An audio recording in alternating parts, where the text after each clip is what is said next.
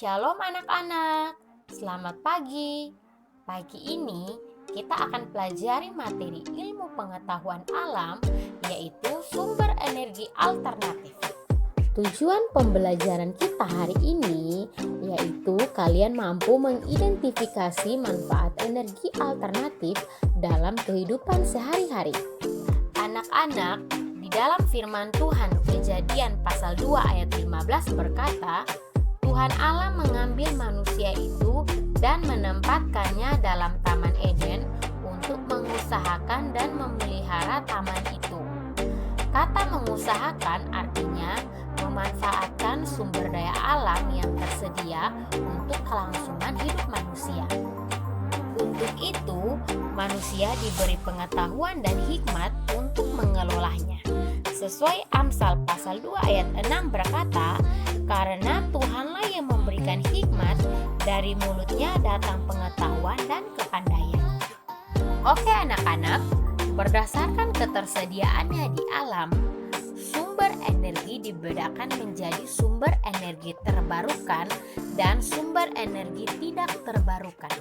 Sumber energi terbarukan adalah sumber energi alam yang selalu tersedia di alam dan dapat dimanfaatkan secara terus-menerus. Contohnya matahari, air, angin, dan biomasa. Sedangkan sumber energi tak terbarukan adalah sumber energi yang tidak selalu tersedia di alam. Sumber energi tak terbarukan suatu saat akan habis anak-anak jika kita pakai secara terus-menerus. Contohnya bahan bakar fosil seperti minyak bumi, batu bara, dan gas alam. Bahan bakar fosil berasal dari makhluk hidup yang telah mati jutaan tahun lalu yang terperangkap di dalam permukaan bumi. Kebutuhan manusia terhadap minyak bumi dan gas alam semakin meningkat. Manusia memerlukan energi untuk melakukan aktivitas sehari-hari. Namun, energi yang berasal dari minyak bumi dan gas alam merupakan energi yang terbatas dan tidak dapat diperbarui. Oleh karena itu, manusia mulai mencari sumber energi alternatif pengganti minyak bumi dan gas alam. Oke anak-anak, jadi energi alternatif ini bisa juga kita sebut energi terbarukan, yang artinya energi yang berasal dari alam. Dan energi alternatif ini lebih ramah lingkungan seperti sinar matahari, arus air, angin, ombak laut, kotoran ternak, limbah pertanian, dan panas bumi. Oke anak-anak, mari kita sama-sama perhatikan gambar-gambar berikut ini.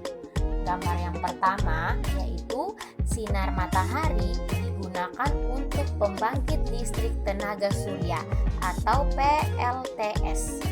Gambar yang kedua, arus air sungai dimanfaatkan untuk pembangkit listrik tenaga air atau PLTA. Gambar yang ketiga, angin dapat memutar baling-baling pada kincir pembangkit listrik tenaga angin atau bayu atau bisa kita sebut PLTB. Yang keempat, panas bumi dimanfaatkan untuk pembangkit listrik tenaga panas bumi. Lalu yang kelima, perhatikan gambar ini. Gas metana dari kotoran hewan ternak digunakan sebagai bahan bakar. Lalu yang terakhir, limbah pertanian digunakan untuk pembangkit listrik biomasa.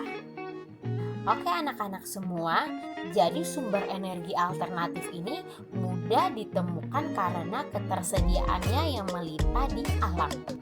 Namun, energi alternatif ini memiliki kelebihan dan kekurangan. Kelebihannya adalah yang pertama, dapat digunakan secara terus-menerus karena tidak akan habis. Yang kedua, beberapa sumber energi alternatif menghasilkan energi yang besar. Lalu yang ketiga, ramah lingkungan. Nah, kekurangannya adalah yang pertama, dibutuhkan biaya yang besar untuk membangun sarana pemanfaatan energi alternatif seperti pembuatan PLTA. Lalu yang kedua, jumlah energi alternatif dipengaruhi oleh musim.